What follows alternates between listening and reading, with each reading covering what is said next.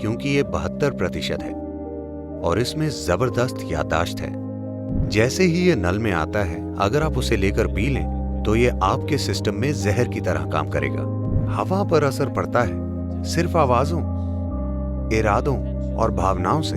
हर दिन शरीर पर कुछ धूप पड़ने दें, क्योंकि धूप आज भी शुद्ध है।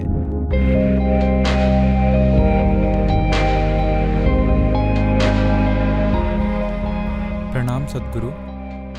मैंने आपको कहते सुना है कि शरीर का 70% पानी है और अगर हम ऊर्जावान पानी पिएं तो हम शरीर और मन पर पकड़ बना सकते हैं। क्या ये हमारे द्वारा ली गई हवा और भोजन के मामले में भी सच है? क्योंकि शहरों में हमें प्रदूषित हवा में रहना पड़ता है और हमारी कंपनियों में एयर कंडीशन्ड कमरे होते हैं। तो क्या आप भूत शुद्धि प्रक्रिया को विस्तार से समझा सकते हैं? अगर आप अपनी कंपनी को कहें कि मैं एयर कंडीशनर के बिना काम करने के लिए तैयार हूं, तो वो बहुत खुश होंगे। इससे उनका बहुत पैसा बचेगा, है ना?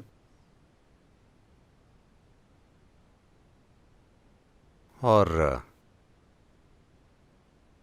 ये आपके लिए कई तरीकों से अच्छा होगा, लेकिन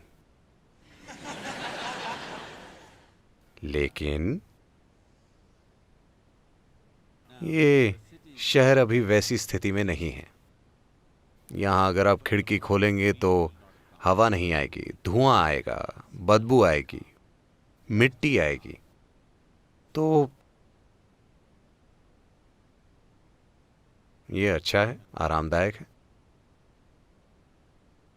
लेकिन आपको यहाँ 24 घंटे नहीं बैठना है, बस काम करना है। आप जब भी हो सके सैर कर सकते हैं। और वैसे भी 72% पानी है, 12% पृथ्वी है, सिर्फ 6% हवा है। वो 6% हवा पूरी सांसों में नहीं है। जो 6% हवा यहाँ है, उसमें सिर्फ 1% से कम आपकी सांसों में है। बाकी बस मौजूद है, कुछ लोगों के दिमाग में जमी होती है। वरना शरीर की हर कोशिका में हवा होती है।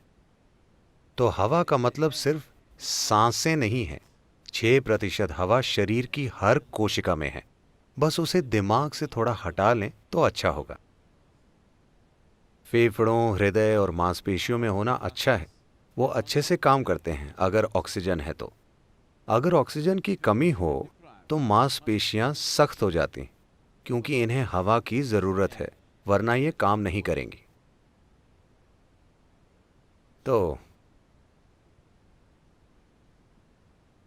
पानी 72% है।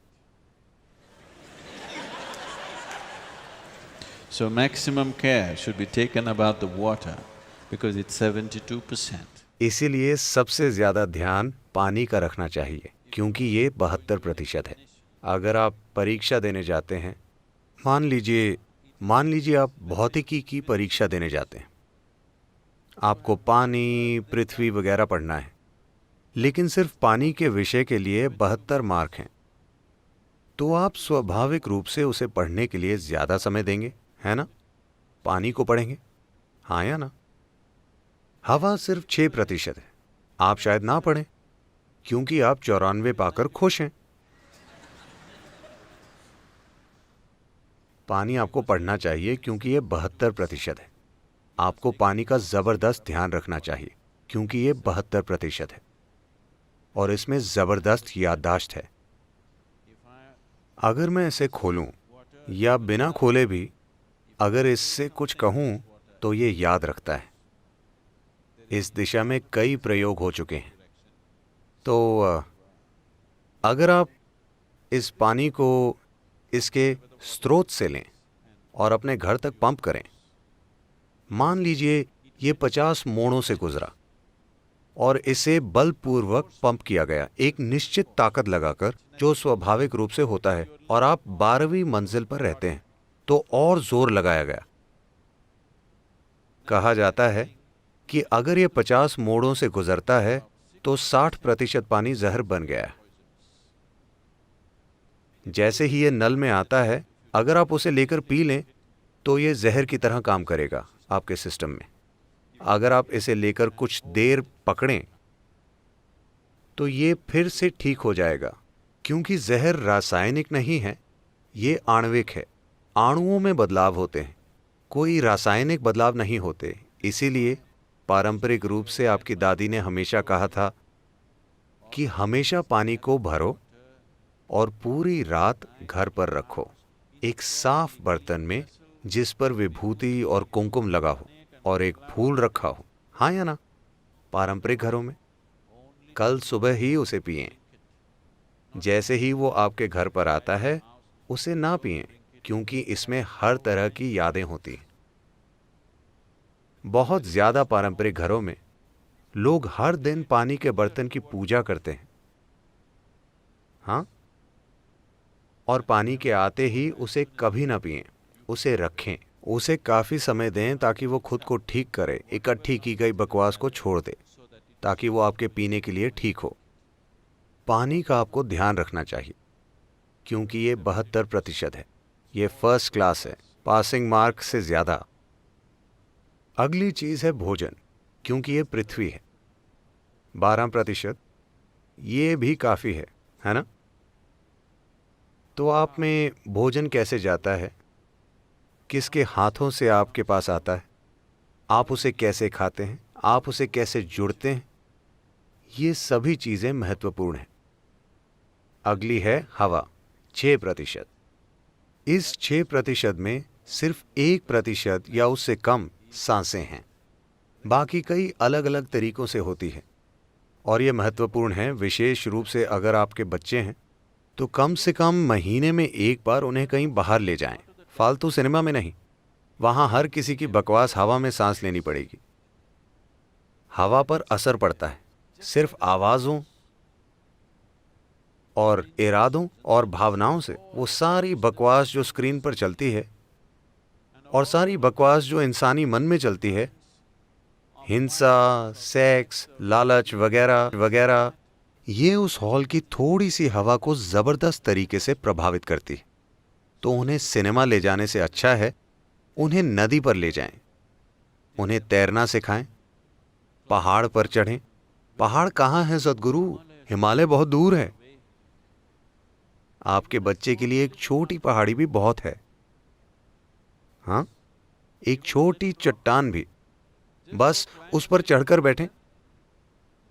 बच्चे उसका बहुत आनंद लेंगे, वो तंदुरुस्त बनेंगे, आप तंदुरुस्त बनेंगे। और सबसे बढ़कर आपका शरीर और मन अलग तरीके से काम करेंगे। और इससे भी बढ़कर आप सृष्टा की सृष्टि से जुड़ेंगे, जो सबसे महत्वपूर्ण चीज है। उस बकवास से नहीं जो आपने बनाई है। हाँ, वो अभी आरामदायक है, पर वो सब कुछ नहीं है। तो रेस्टोरेंट जाने के बजाय, सिनेमा जाने के बजाय, ऐसी किसी और जगह जाने के बजाय कम से कम महीने में एक बार, इसमें कुछ खर्च नहीं होता। हाँ, कुछ खर्च नहीं होता। आप अपना भोजन वहां ले जा सकते हैं और वहां खा सकते हैं। वैसे भी आपको खाना है, आपको उस पर पैसा खर्चने की जरूरत नहीं है। इससे भी अच्छा होगा अगर आप बस और कार पर भी पैसे खर्च नहीं करना चाहते तो आप सभी साइकिल चलाएं। बस हैदराबाद से 3 या 5 किलोमीटर दूर एक पहाड़ पर बैठें, वहां पर समय बिताएं, सूरज को महसूस करें। ये बहुत जरूरी है, आपको कुछ धूप, हवा और अच्छा पानी मिले। Come back, you are doing Bhuta Shuddhi. ऐसा करके आप भूत शुद्धि कर रहे हैं, एक बहुत ही प्राकृतिक तरीके से। ये परम भूत शुद्धि नहीं है, लेकिन आप कुछ भूत शुद्धि कर रहे हैं। मैं यही कह रहा था, अगर आप भोजन, पानी का ध्यान रखें। हवा हमेशा आपके नियंत्रण में नहीं होती, क्योंकि आप शहर में रहते हैं। पानी और भोजन का आप ध्यान रख सकते हैं, और आपके अंदर किस तरह की अग्नि जलती है उसका भी आप ध्यान रख सकते हैं। धूप शुद्ध नहीं हुई है ना? रोज कुछ देर धूप में रहें प्लीज। हर दिन शरीर पर कुछ धूप पड़ने दें, क्योंकि धूप आज भी शुद्ध है ना? सौभाग्य से उसे कोई भी दूषित नहीं कर सकता। और आपके अंदर किस तरह की अग्नि जलती है? क्या ये लालच की अग्नि है, नफरत की अग्नि है, नाराजगी की अग्नि है, क्रोध की अग्नि है, प्रेम की अग्नि है, करुणा की अग्नि है? आपके भीतर कैसी अग्नि जलती है? आप उसका ध्यान रखिए, फिर आप अपनी भौतिक और मानसिक खुशहाली की चिंता मत कीजिए, उसका ध्यान रखा जाएगा।